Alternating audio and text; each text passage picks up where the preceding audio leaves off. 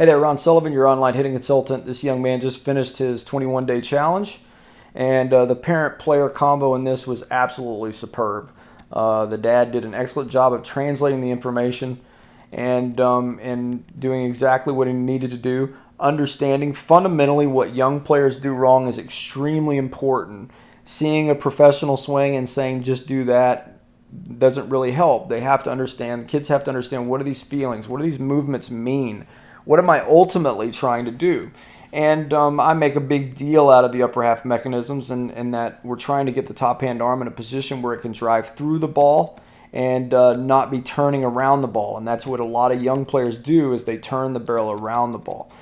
One of the things that we challenged this young man with is I loved the early on his momentum and his weight shift. I loved how deep he got into his legs.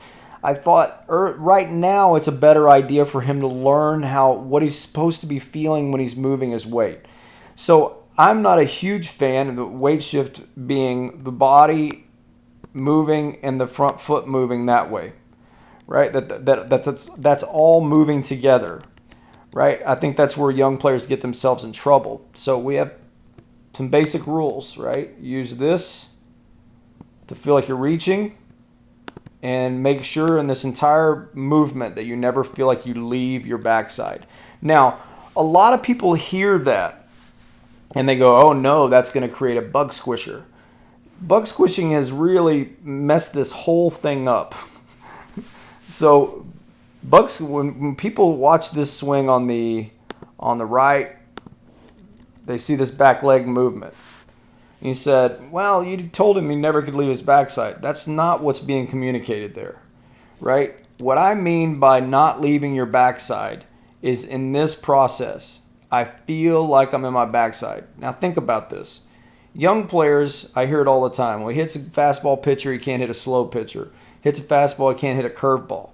And the reason that's the case is that you can time up what he's doing over here on the left to hit any kind of fastball, right?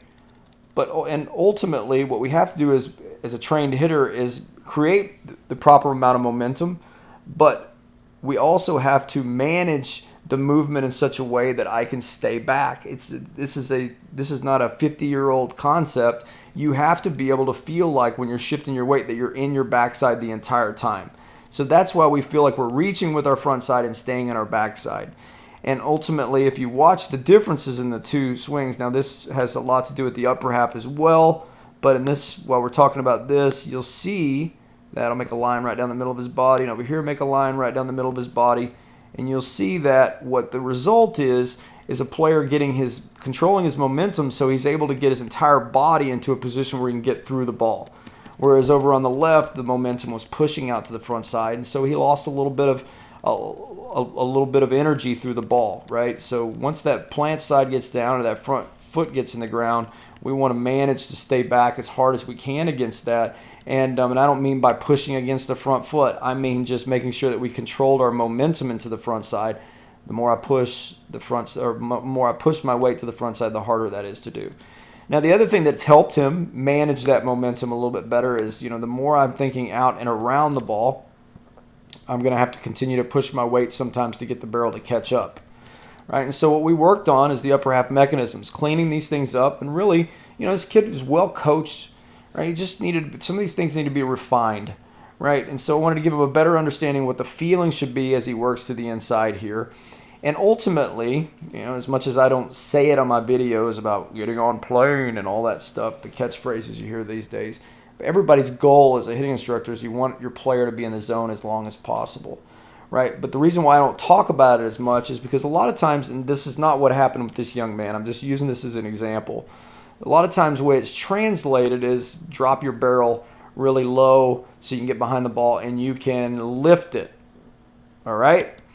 And that's not exactly the message we want to communicate to kids. We want to make sure that they're staying through the zone well. So I'm going to just talk about launch angle really quick, right? So we'll go to, where a sweet spot of his bat is, and we'll go to contact. It shows here about 7 degrees from there to there behind the ball. And here, 18 degrees. Now, I guess the way some people interpret launch angle, you hear it all the time in the games now. That ball came off at a launch angle of 26 degrees. And so then they come out with tees where you can hit balls in the air and so forth. But something to consider, okay, is that what young players struggle with is not this idea of getting under and coming up. That's false. Young players don't struggle with that idea.